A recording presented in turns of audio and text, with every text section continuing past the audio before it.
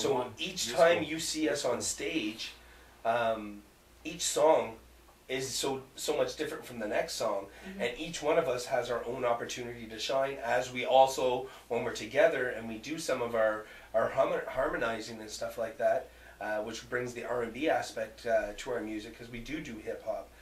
It just brings out this whole other different creativity. And then aside from all that, you know, with Hollywood and Jay and myself, we also do country music, rock music, contemporary, drum corps, and then bringing all that influence to everybody else. Now, these guys are harmonizing, these guys are doing their own thing. Freak wants to do a rock song now, you know what I mean? Like, no, but it's influential. No, but you know what I mean, though? He found a new voice that he has, and I can't wait to do this. You know what I mean? Because I remember at the beginning he wasn't too much into that style, you know. But now, like, all these doors have opened up. Young Moses, he's so much younger than all of us. He's learned a lot of things from all of us, and he's taken that knowledge and he's turned it into something even better. You know what I mean? Like his beats, like I'm getting goosebumps just talking about it. His evolution. They don't keep us at a he's always, you know, you think there's no way he'll ever top this beat. And then the next day he comes and he's got this beat and you're like, oh my God, no, you'll never top this beat. And there's always something better. Well, I think it's a gift from God. You know? That's right. Well, He's gifted. It raises all our skills also as lyricists, because he comes up with more advanced instrumentals and we're like, wow, now our song has just gotten more advanced. And so all our bars he's got so many different styles. It's not like you hear a certain DJ that you hear he's obviously the greatest DJ. Dr. Dre, but you know it's a Dre beat. Yeah. Moses, so many different levels that it's never the same. He's like an instant inventor. Music. That's a huge statement to make, though. I didn't have like I said, Dre, I know. You mentioned Dre. He's calling us now. We want some Dre beats over here. It's always different, is what I'm trying to get. Certain keeps us on our toes.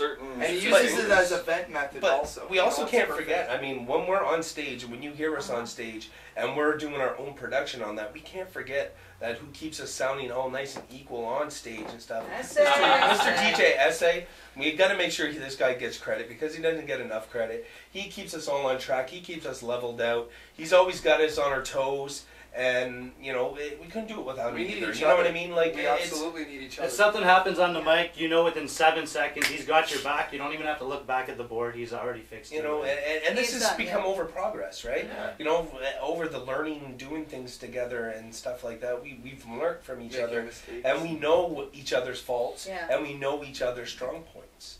And I think that's what makes it so good, because we recognize it. So there's no weakest. They call there's the weakest link. There's no. You're only as strong as your weakest link, and I don't believe we have a weak link. Yeah. I think we're all equally as strong, because we all bring something special to this table, whether it's through attitude or through lyrics or just through the fact of the visuals of it all, and the way you go up on stage and stuff like that. Like I mean, Preacher Man. Right? You look at Preacher, and he's usually pretty quiet and stuff like that. He's not overly, but when he's on stage, he's a beast. Yeah. He really is. Like, and we're being honest, right? We've witnessed that on Liftoff. Yeah, he's a beast. Jay was always wondering. He's like, oh, I wonder. And then after the first time we ever performed, Jay's like, you know what? I'm not even worried. He's like, because when Preach first got involved, didn't see that side of him. And whenever he got that opportunity, he just put us all, like... He shined. You know, he shined, and it was like, wow. You know, he's got something in him. He belongs up here. Well, I think completing each other, that's what makes you strong and unique and different. For sure. And in my opinion, you'll be able to give more to your viewers and fans, and that's what I love about you guys, and that's why we thought that you're a great nominee for Wrestling with a Dream. And we so appreciate it. And like I said before, the fact that I'm able to, you know, be with my group, Elite World Artists, and now be able to share this former dream that we had with the wrestling and being involved again, and with the opportunities of maybe traveling and being the music ambassadors of this whole thing, I can't explain to you how much that really means to me personally. You know, it's like my both biggest dreams and everything I wanted to do all into one. I'm like, wow, you know, it's pinch me now. You know what I mean? Because I no, actually don't pinch me. I don't want to wake up. Do you know how we're gonna make you feel better, Mose? We need a new beat. Yeah. And the title is Wrestling with a Dream. There we go. There we go. There we go. I got a theme song to make now. Right. All right. Well, I think we're going to depend on you, Mo. Letter J. We haven't heard from you in terms of Wrestling with a Dream. You've been like on the side for now. Saving the best for last. Yeah, save the best for last. But would you please share? In life growing up, by the time I was 12 years old, I realized that music moves me. And being able to hear different harmonies and different parts. And I grew up, and how I learned harmony, I had 2 little tape recorders with a little tape, and I'd record myself on my recorder flute. And my first song was Puff the Magic Dragon. And I kept recording back and forth, cassette tape to tape to tape to tape, because I wanted to hear it. Wow, man, I've got 16 parts now. I'm 12 years old. I've already made an arrangement for Puff the Magic Dragon. And that's awesome. And it just proceeded from that. From that, I'm a marching band nerd, you know, and that's not definitely a fact. I've been to band camp, but you know what? I learned so much from band camp, and from there I went on to do professional equity acting, which was orchestra work in orchestras, and then that's a big gap from being 12 years old playing in a marching band to playing in a professional orchestra for musical theater.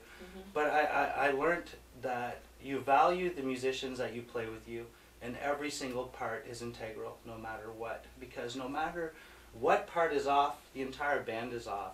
And whenever I was playing with the orchestras and playing with symphony orchestra people from Ottawa, it moves you, it moves you, it moves you. And whenever I came with Elite World Artists, thinking, okay, it's hip-hop, I've done all kinds of music. I've done 240 shows and traveled across North America, and never got the hype that I do with this group. So why would I turn back to being a drummer again and being in the background? Sure, it was a lot of fun. Sure, the crowd's going to cheer every single night. But being a hype person, I've always wanted the crowd to cheer so loud that it's going to shake me off the stage. Yeah. And with this group, we can do that because we're all a hype artist. We're all hype. I'd go to a wrestling event when I was a kid, like Davey would say. Maple Leaf Wrestling at the Water Street Arena was actually a 35-second walk from where my grandparents lived, and I was raised by my grandparents. And I wasn't always fortunate to go see the wrestling shows because we didn't always have that extra money to go. But I can hear the crowd cheer from outside.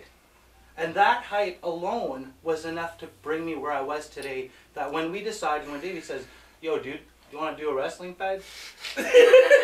And Hollywood said, don't listen to Jay, because I was right in there. All right, let's get insurance, get a roster, let's get everything going, let's put it all together. Music. Gilles with the big board, let's go with the 40-foot runway, let's go with the big barricades with the big ring in the middle, the belt hanging from the ceiling. And wrestlers come in like Reggie Marley from the Ebony Express, and they just lean over the event gating and say, wow, who are these guys? Where do these guys come from? That was so 40 awesome. foot scaffolding. Our entrance alone was a 43-foot runway, and behind that was a setup that was 40 feet wide and 30 feet high, with the big EWA 8-foot sign at the top with the big screen and everything. Everything's, you know, costs money. So we ended up getting a company here in Cornwall, Moburn, right? Yeah, Moburn. They sponsored some vinyl for us. And what we did is we built frames. And we actually did this at Gan's father's house, my father-in-law, Papa Bear. And what we did is it took us 3 Sundays, and we all went over there for our Sunday suppers like we did, and our job was to build barricades, and we were out there with the screws and the guns, and we built our own thing. Well, we couldn't find event gating, and we needed it for insurance purposes, so let's build them. We built it, and we built it as close as we could to what WWE would look like, right? They were wooden frames, but they were hollow. So we had to tell the wrestlers, right? Don't bump in them. Don't go throwing into them, Don't throw right? yourself in there. You can bounce off them and stuff, but don't go through them because you'll go through them, right? But it was there from the look, right? Yeah, because it was hollow, right? It was just wooden frames that we had built, and they were all bolted together. It looked fantastic. But, you know what I mean? We were limited to our resources. That will, like... what you're talking to me about is like you're satisfying your own passion by building these things and introducing them to the viewers and everybody else. You're doing everything by your hand, which brings more happiness to you and to the viewer, him or herself. Well, you captured the drive. The crowd's going to capture your drive and join you with it. Yes, of course. The very first Maximum Action belt. It was the first belt I ever made. This belt right here, we purchased this through a belt maker. Yeah, it's actually a popular indie belt out in the USA. I believe we were one of the first ones in Canada to use it, if I'm not mistaken. Correct me if I'm wrong, I apologize. But, so we purchased this through eBay. And then we have the Maximum Action, which would be comparable, I guess, to the high flyers. You know, all that action. It's not necessarily for the little guys, but anyone that was into the flips and all that kind of stuff. It wasn't necessarily meant to be just small guys, but it was meant to be action, that extra action, right? So that we called it the Maximum Action title. Now this belt that we have, I took 80 hours of engraving. 80 hours of me on a piece of steel, like she was going nuts. I mean, this was loud. Oh, you know, I went through 2 engraving guns because me thinking steel, I shouldn't have used steel to make a wrestling belt, aluminum. But it was my first, and it actually turned out very, very, very nice. And I made the side plates for it, and I had the leather custom made through a belt maker here in Cornwall. And but I mean, 80 hours of my personal time of engraving and then painting and then baking it and stuff, and it's just another skill I taught myself so we could bring down the cost of things, and it turned out really nice. And when we presented that belt to Heavy Max Fury, which was in our show Breaking Point, not Breaking Point, Thanksgiving Bash, I think it was, yes.